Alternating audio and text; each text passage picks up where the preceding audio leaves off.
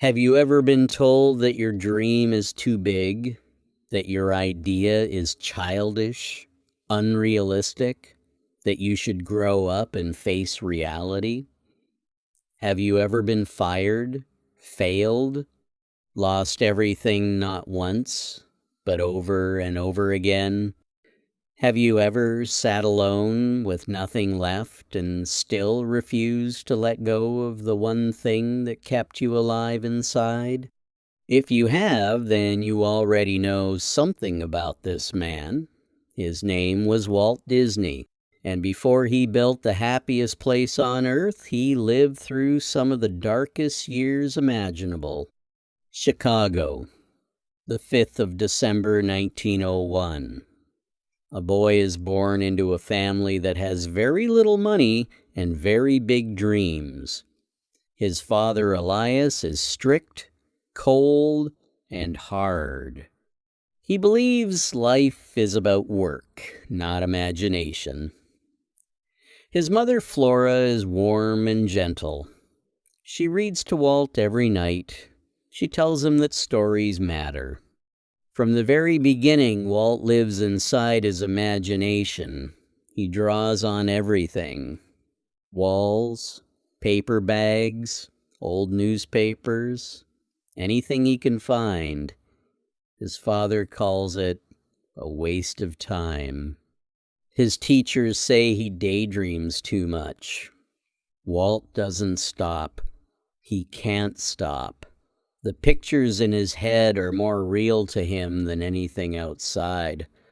At 16, he lies about his age and tries to enlist in World War I. Too young, they tell him. Rejected. So instead, he drives an ambulance in France for the Red Cross. He paints that ambulance from top to bottom with cartoon characters. Even in the middle of a war, Walt Disney covers the world in drawings.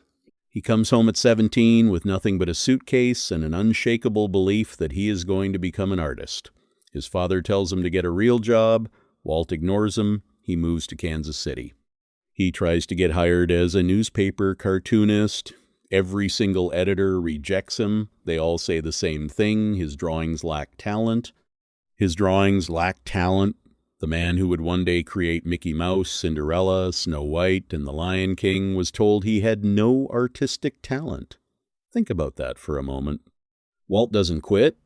He finds a tiny animation studio willing to give him a chance. He works for almost nothing. He learns everything he can. And then at just 22 years old, he starts his very first company, Laugh-O-Gram Studios. He pours everything into it, every dollar, every hour, every ounce of energy he has, and within 2 years, Laugh-O-Gram goes bankrupt. Walt Disney's first company, gone, everything lost. He is 22 years old, completely broke, and living in his office because he cannot afford to pay rent anywhere else. He has one suit. He eats cold beans from a can. He bathes at the train station once a week. Years later, he said, "That was the lowest moment of my life, lower than anything that came after." But even then, even eating cold beans alone in a bankrupt office, he was still drawing, still imagining, still planning the next thing. He scrapes together just enough money to buy a train ticket to Hollywood. He arrives with $40, a cardboard suitcase, and one unfinished cartoon reel. He tries to become a film director. Every studio in Hollywood turns him down. So, he does the only thing left. He starts again, from zero, in his uncle's garage. He and his brother Roy, with almost no money, build a new studio. They call it the Disney Brothers Cartoon Studio. Walt creates a new character, a rabbit named Oswald, the Lucky Rabbit. Theaters love it. People love it. For the first time, things are going well. And then in 1928, Walt goes to New York to negotiate a better contract for Oswald, and he discovers the truth. The distributor owns Oswald, not Walt, not Disney. Every single one of his animators has already been secretly hired away, his entire team gone. They stole his character, they stole his people, they left him with nothing again. Walt Disney sits alone on a train back to California. He has just lost everything. Again.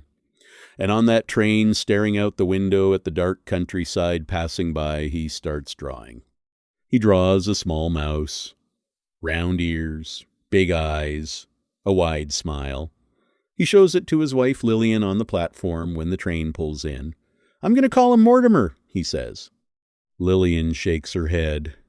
Too formal, too stiff. What about Mickey? Mickey Mouse was born on the worst night of Walt Disney's professional life. The moment of his greatest loss became the moment of his greatest creation. Mickey Mouse was an immediate sensation, but Walt wanted more. He wanted to make a full-length animated film, something nobody had ever done before. Everyone in Hollywood told him it was impossible. They called it Disney's Folly, a fool's project, a guaranteed disaster. His own brother Roy begged him to stop. The banks refused to lend money. His team thought he had lost his mind. Walt mortgaged his own house to keep production going. He worked his team around the clock for 3 years. On the 21st of December, 1937, Snow White and the Seven Dwarfs premiered in Hollywood. The audience watched in complete silence. And when the final scene ended, they stood up. Every single person in that theater stood up and applauded. Walt Disney sat in the dark and wept. Snow White became the highest-grossing film of 1,938. It won an honorary Academy Award, 1 full-sized Oscar, and 7 tiny ones, 1 for each dwarf. Disney's Folly, the project everyone said would destroy him, made him immortal. But even then, Walt wasn't finished dreaming. He wanted to build something the world had never seen. Not a film, not a cartoon, a place. A place where children and parents could enter a story together, where imagination was the only rule. Everyone told him he was insane. Theme parks were dirty, dangerous, run-down places for carnivals and cheap rides. Walt said, "Mine will be different. Mine will be perfect. Mine will be the happiest place on earth." The banks refused to fund it. Television studios said no. His brother Roy thought he had finally gone too far. Walt sold his vacation home. He borrowed against his life insurance. He did whatever it took. On the 17th of July, 1955, Disneyland opened in Anaheim, California. The first day was a disaster. The asphalt was still wet, rides broke down, food ran out, counterfeit tickets flooded the gates. The press called it Black Sunday. They wrote that Disneyland was a catastrophe. Walt walked through his park that night alone, looking at everything that had gone wrong. And the next morning, he fixed it. Every single thing, one by one. Within 1 year, Disneyland had welcomed over 3.5 million visitors. It changed entertainment forever. Walt Disney died on the 15th of December, 1966. He was 65 years old, lung cancer. He never saw Walt Disney World completed. When someone told his brother Roy that it was a shame Walt never got to see it, Roy shook his head. He said, "Walt saw it first. That's why it's here."